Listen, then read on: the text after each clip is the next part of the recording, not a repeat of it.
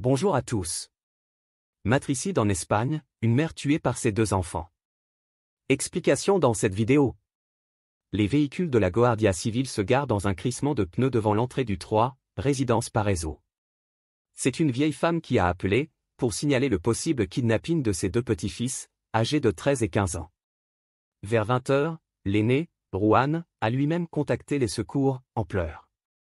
Mais la communication s'est brutalement interrompue avant qu'il ait pu s'expliquer. C'est ici, dans cet immeuble de Castro Urdiales, en banlieue de Bilbao, que les adolescents habitent avec leurs parents adoptifs. Mais est-ce là qu'ils sont retenus? Arrivés devant la porte du logement, les policiers sonnent. Pas de réponse. Sans hésitation, ils forcent la serrure. Dès le vestibule, le désordre qu'ils découvrent ne laisse rien présager de bon. L'espoir d'un canular s'éloigne, tandis qu'ils contournent meubles renversés et objets brisés éparpillés au sol. Dans la cuisine, d'importantes traces de sang teintent le carrelage de rouge. Les traînées d'hémoglobine mènent jusqu'au garage, où un véhicule est bizarrement encastré dans le mur. Sur la banquette arrière, une femme est allongée, vêtue de ses seuls sous-vêtements. Un sac plastique sur la tête, les poignets et les chevilles attachés par des liens en plastique. Elle est morte, poignardée à de multiples reprises à la poitrine et au cou. Son identité est bientôt confirmée, il s'agit de Silvia López Gayubas, la maman des 2 jeunes disparus. Mais eux, où sont-ils? Une alerte enlèvement est déclenchée. Des renforts policiers arrivent de Bilbao. Les portraits de Juan, 15 ans, et Esteban, 13 ans, sont diffusés partout. La garde civile et la police locale mettent en place un périmètre sécurisé, pour pouvoir procéder à des contrôles dans toute la ville. José Gayubas, le père adoptif des 2 petits gars, est contacté. Il est au travail, à une centaine de kilomètres. Apprenant la mort de sa femme et la disparition de ses fils, il saute dans sa voiture pour venir participer aux recherches. Juan et Esteban sont la prunelle de ses yeux, les enfants du miracle, comme Silvia les appelait. Il faut dire que les avoir aura été un combat. C'est en 2012, après des années de vaines galères pour avoir un enfant naturel, que le couple décide d'adopter. Lorsque l'administration espagnole leur propose ces 2 bambins russes, déjà âgés de 2 et 4 ans, ils n'hésitent pas. Les 2 petits font le voyage, leurs nouveaux parents les rebaptisent, et font tout pour qu'ils ne manquent de rien. Élevés avec amour, Juan et Esteban deviennent des adolescents épanouis. Tous 2 affichent d'excellentes notes à l'école.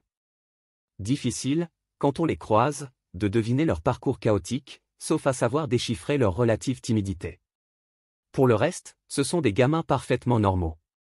Alors pourquoi les enlever? Les policiers s'interrogent. Leur mère, une aide-soignante qui donnait des cours de catéchisme aux autres enfants du quartier, n'avait pas d'ennemis. Leur père non plus. Mais il doit bien y avoir une explication à leur disparition.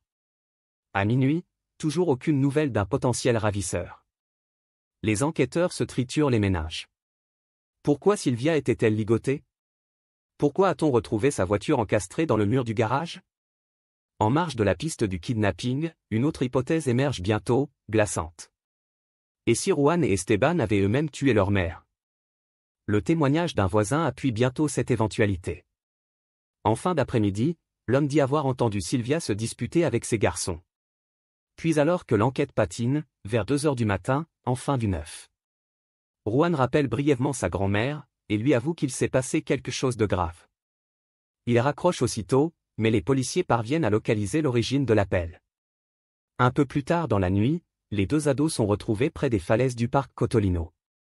Entendu au poste, l'aîné passe rapidement aux aveux. Il n'y a jamais eu de kidnapping ni même d'agression à domicile. Le tueur, c'est lui. Le jeune garçon explique qu'à son retour du lycée, sa mère l'a sermonné à cause d'une mauvaise note. Le ton est monté. « Tu ne sers à rien, tu ne vaux rien », lui aurait-elle dit, le giflant au passage. Juan raconte ensuite qu'elle l'aurait plaqué contre le frigo. C'est là qu'Esteban serait intervenu, volant au secours de son frère. À cet instant, la confrontation bascule. Ils sont 2 contre 1, désormais. Dans la mêlée, Juan saisit un couteau sur le plan de travail, et plante une première fois à la gorge celle qui lui a tout donné. « J'ai eu peur », explique-t-il. « Je ne voulais pas la blesser, je voulais juste que ça s'arrête. » Mais la blessure est bien là, terrible. Suivront une vingtaine d'autres coups, d'après le rapport du légiste. Silvia s'effondre. Constatant l'irréversible, les deux frères nettoient grossièrement la scène de crime et traînent le cadavre de leur mère jusque dans la voiture. Leur intention initiale est de prendre la fuite à bord du véhicule. Mais aucun des deux ne sait conduire, ils passent mal la vitesse et la voiture finit dans le mur. Ils s'enfuient donc à pied et appellent leur grand-mère pour lui servir cette fausse histoire de kidnapping. Nous avons agi dans la panique, maintient Juan. Mais les policiers ont du mal à le croire. Ce corps ligoté, cette fausse piste. On dirait plutôt un plan froidement prémédité. Mis devant ces contradictions, Juan change alors totalement de version. Il raconte désormais que depuis leur adoption, Sylvia et José les maltraitaient, lui et son frère. Coups, humiliations répétées. Les deux gosses auraient agi dans une sorte de légitime défense, pour sortir des griffes de leur bourreau. Longuement interrogé, José Gayubas dément catégoriquement les accusations de son fils. Jamais, il le jure, il n'a levé la main sur ses enfants, et Sylvia pas davantage. Les camarades de classe de Juan disent qu'il se plaignait parfois du contrôle qu'exerçait sa mère, mais qu'il n'a jamais parlé de violence. Ces allégations sentent le mensonge crasseux, dans une ultime tentative pour justifier l'injustifiable. Depuis, on a découvert que le garçon de 15 ans n'en était pas à son premier bobard géant. Il y a 2 ans, il avait déjà inventé une fausse histoire de kidnapping pour justifier une fugue. Mais de là à massacrer sa mère? Pourquoi ce geste odieux? Les deux frères ont-ils été traumatisés par leur toute petite enfance en Russie? Juan portait-il en lui une mauvaise graine qui a fini par germer? Une future expertise psychiatrique devrait permettre d'en savoir plus.